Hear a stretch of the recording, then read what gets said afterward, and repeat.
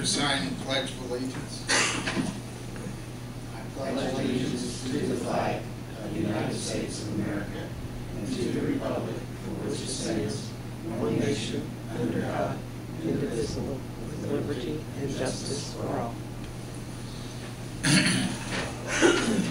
Today is Tuesday, September 17th at 6 p.m. This is a regular meeting of the Greensburg Water Board.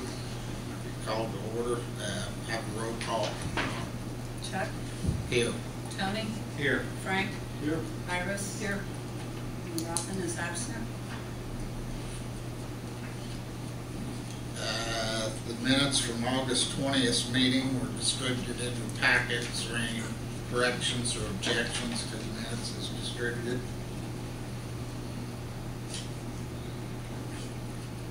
If not, they'll be accepted. First line of business, umbaugh financial analysis. On the minutes, I believe I put July's in there also. Yes. We had some changes on July's. Okay. Amend.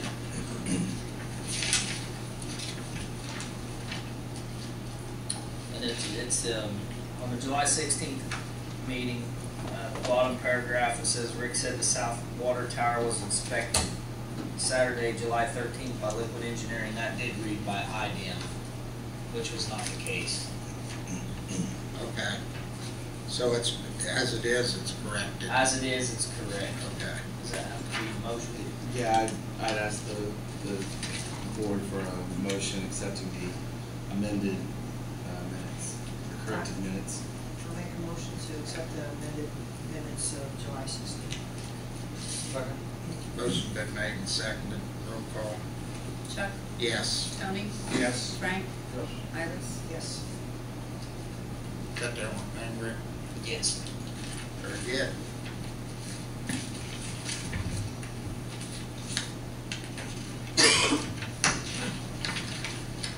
I gotta point something out. I'm not a CPA. So, This is your handle on this? Or? with that being said, Andre was here last month, gave the financial analysis on the water side. We had Frank and we had Chuck that was not here. Tony, Iris, and Robin got to hear the whole 15-minute how they come up with this and take in effect our capital improvement plan, the whole ball of wax. On page 14,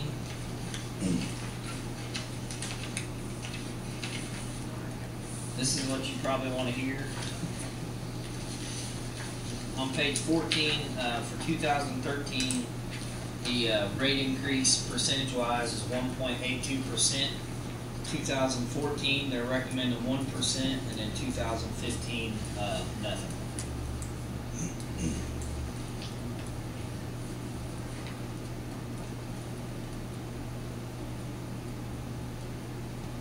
Very good. That's pretty much the bottom line of it, then. Yeah, that's the bottom line. You did that a lot faster than they did. I did a lot faster. I was hoping it's going to withdraw. Well, there's a problem with that, Smitty. I can't.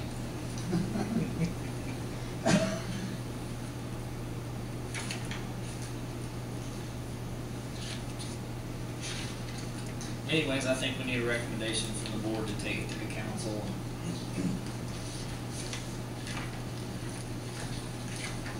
And if you have any other questions, I'm sure you can maybe shoot Andre an email or something. I don't know.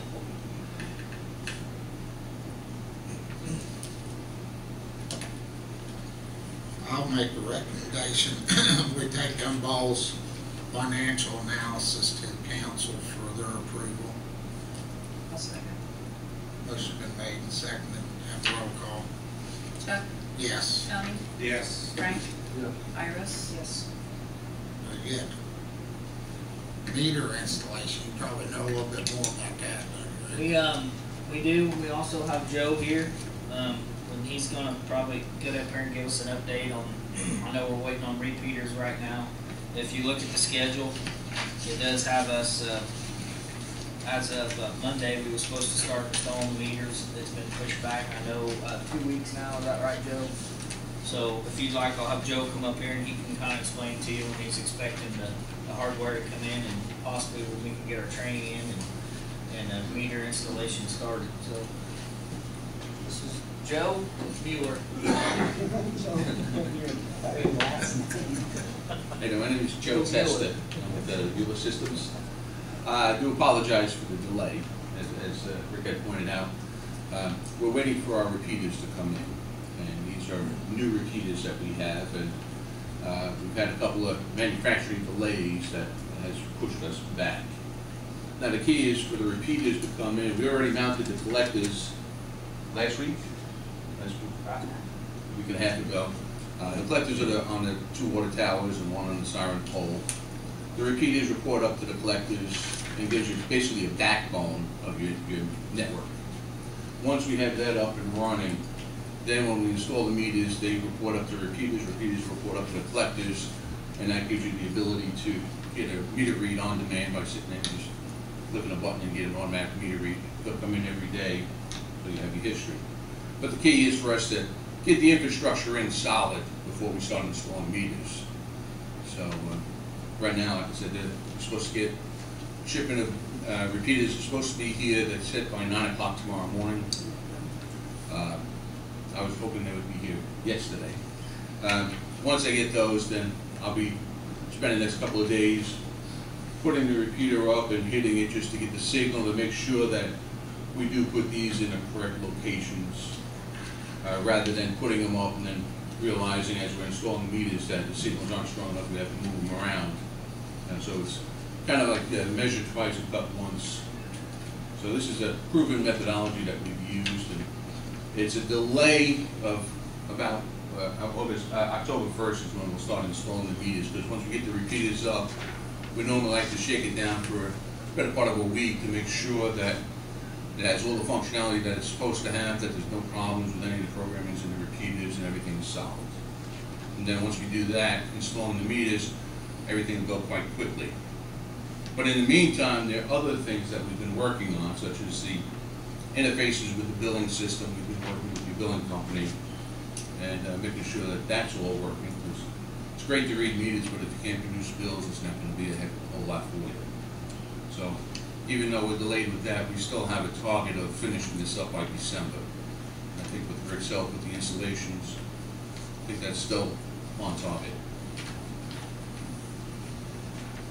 Any questions at all? These all new meter, Yes. they get tested beforehand, or they already? Yes. Yeah, and when the meters come in, we have the test results of those meters too, if you need those. So this where sometime they'll put a whole bank up and test several at once or something? Yeah, when we get the order emailed to us, and it shows us what well, Donna has to do something and send it to me because I can't open it. We've got all the test results. We ship those with it.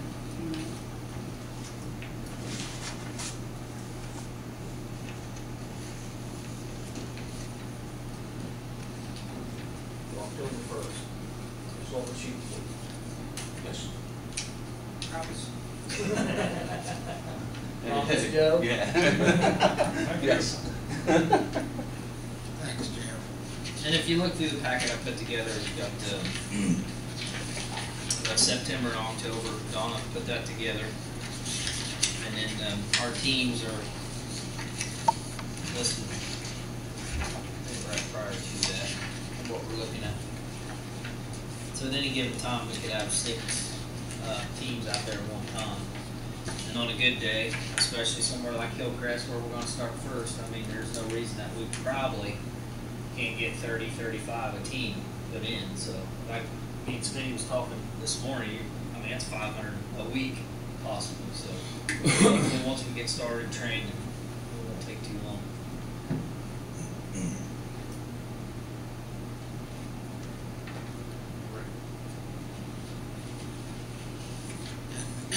In your estimation, these 3 repeaters will be enough to Oh, the collectors? to cover the whole system? The 3 collectors, yes, that should be enough. We do have a couple other collectors here as spares in case we come across an area that we have a problem with the interference. Is that all about location? I mean, as far as... Right, you know, and looking at, we call it squelch level. You have a lot of, you know, when you talk on a cell phone, there are certain areas you can go into, you won't have as good coverage or you won't hear it as well. And in looking at that, we have one where we have a water tower on Montgomery that has a higher squelch level than the others. The water tower over here and the siren pole over on Moscow, the squelch levels are in the teens, which is really where it's supposed to be. If you look at the water tower, the squelch levels are in the upper 20s and lower 30s, which is pretty high. But that just means what we'll do as part of the infrastructure is on the ones that are bordering, where we could have sent it to the one that has that, that'll be the second parent, and we'll send the others to this water tower or the siren as the first parent. But we do we'll have two of them that we can then decide if there's an area that we just can't reach, or if it's going to be more than 3 hops, we'll think about putting it somewhere else where you have a piece of property. But that So should one of them actually they back up each other. Yes. Okay. Yeah, we have alternate paths, is what we call them. So that the repeaters will jump to that, but it also will go a different direction if needed. Should something happen to one area of town where, you know, you lose power or everything up in one area, you should be able to route them over to the other. Very good. Any other questions for Jeff? Sounds good. Thanks, Jeff.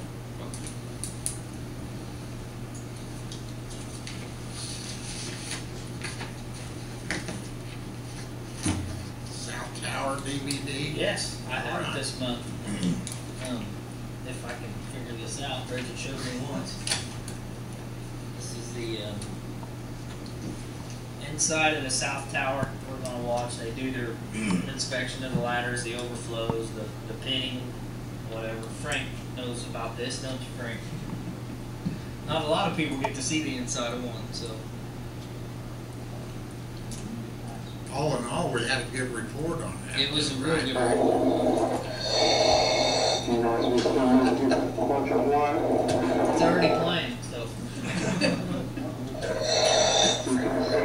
Let's see what we're at. I'm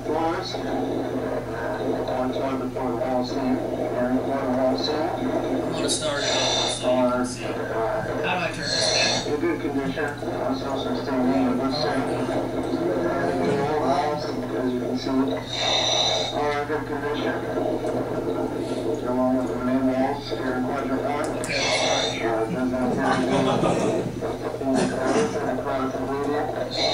There does appear to be some good straightener held up.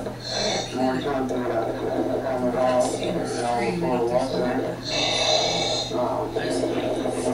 past the 45-degree angle. You guys rest much better as we possibly could.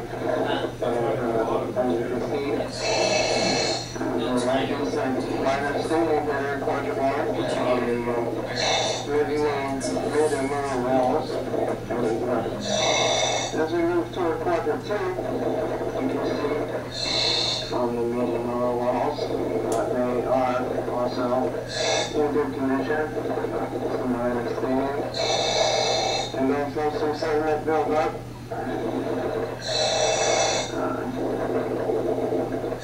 Here's a concentration cell. Here in quadrant 2. We can get a measure in.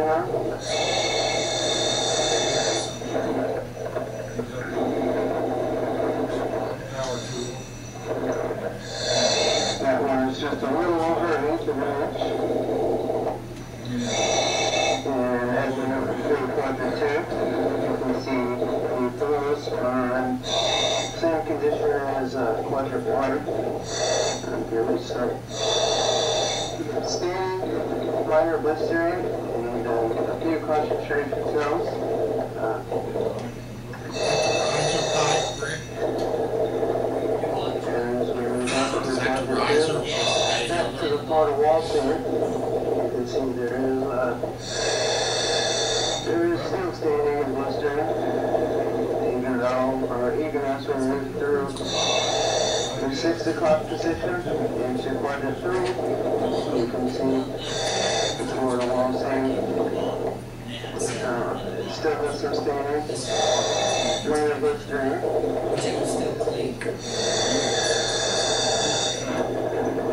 And some sediment build up. And Florida walls here. And the lower walls here, quarter 3, and the mid walls, don't appear to be in good condition.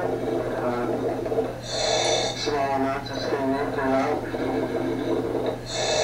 And as we move down the walls, toward the Florida walls here,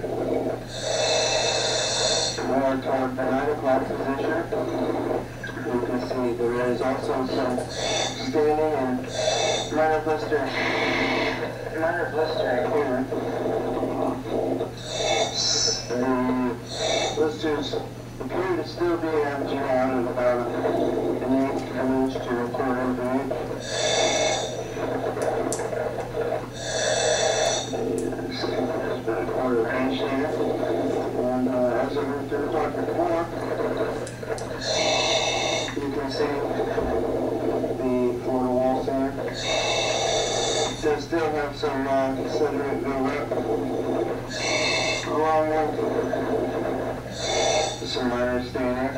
And as we pan up toward the lower walls and mid walls, also do appear to have some minor standing, but also being seen to be in good condition.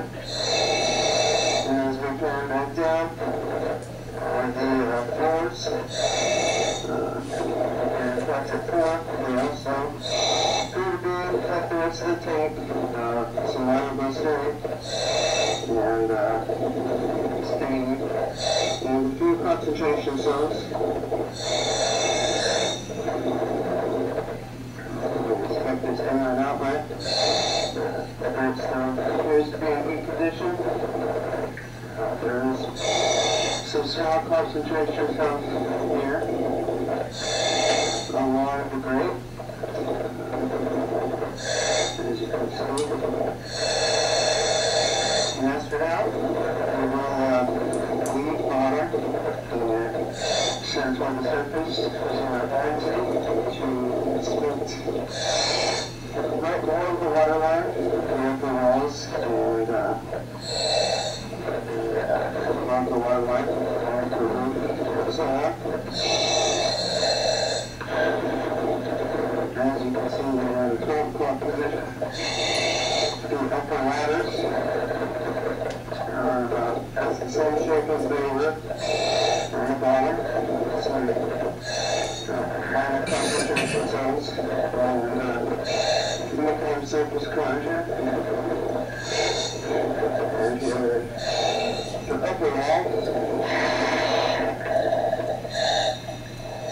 they appear to be in the same condition. Get a better look at this anyway.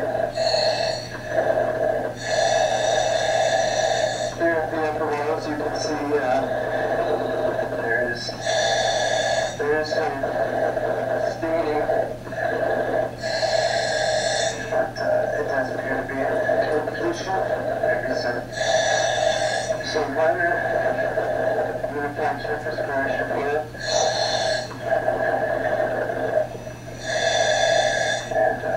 Small amount of sediment buildup from the upper walls. We'll get a better look at this anyway. As you can see, the mainway does appear to be properly sealed. There is some blistering here on the mainway, along with some uniform surface corrosion. Blisters, quarter of an inch to a half an inch, and there's some broken blisters here. And on top of the mainway, you can see there's some corrosion going on top around this handle. Also some uniform surface corrosion. surface. Inspect this ladder on the way up. As you can see on the ladder, there is some uniform surface corrosion.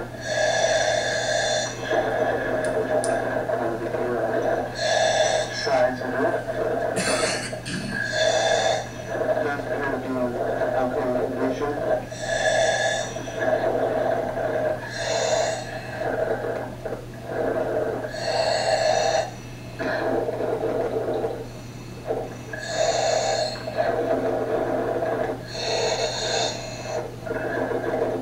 There is a uniform surface corrosion on it. Pretty much up to the top. It does get better as we get closer to the water line. And now we will inspect the upper walls. First we go clockwise. There does appear to be some penetration here. And quadrant 1 and some corrosion bleeding.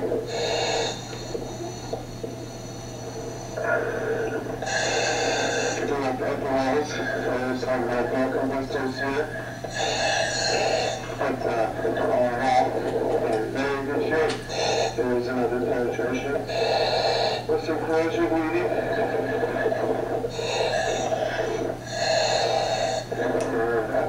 You can see there is some sort of build-up here on this roof, along with some uniform surface corrosion. And as we move into quadrant 2, it does appear to be the same.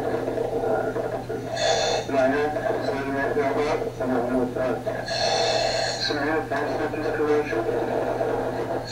And the upper walls still appear to be in good condition.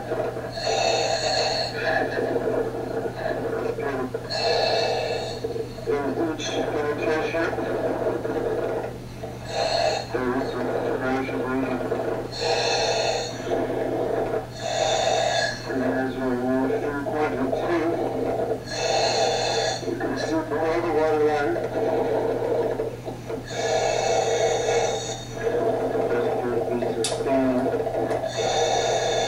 and have some sediment build up here.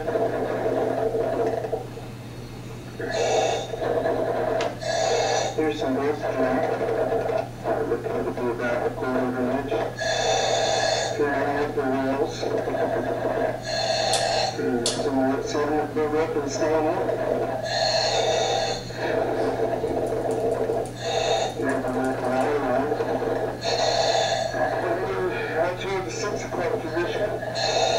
Above the water line, you can see there is still some staining and some corrosion bleeding where there's penetrations there. There does appear to be some uniform surface corrosion. As we go through the tanks on that. Now into quadrant 3, you can see the ring does still have some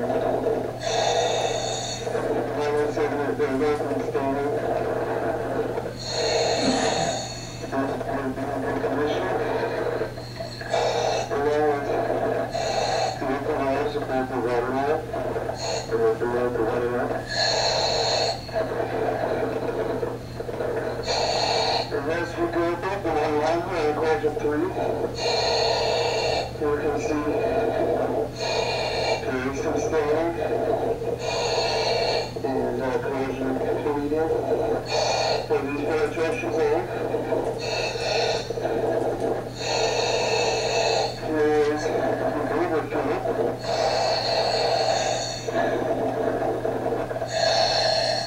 The overflow does appear to be in good condition. Doesn't appear to have any corrosion. There is some staining on it and some kind of uniform surface corrosion on the top of it. You get a measurement of how far off the wall that overflow is? Yeah, that's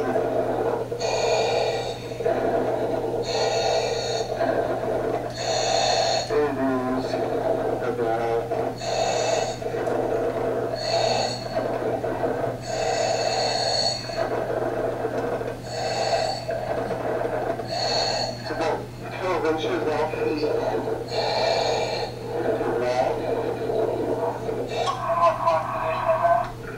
It's in about the 9 o'clock position. And as we complete our circle of the water line, you can see there is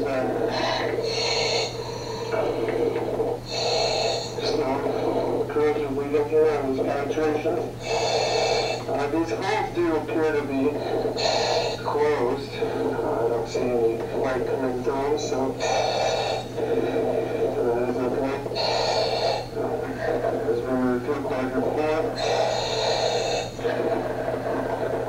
you can see there is also some sediment build up here and slowly under the rim. So there's the upper walls. They are in good condition. Up here there does appear to be some bleeding also on quadrant 4. Some uniform surface corrosion.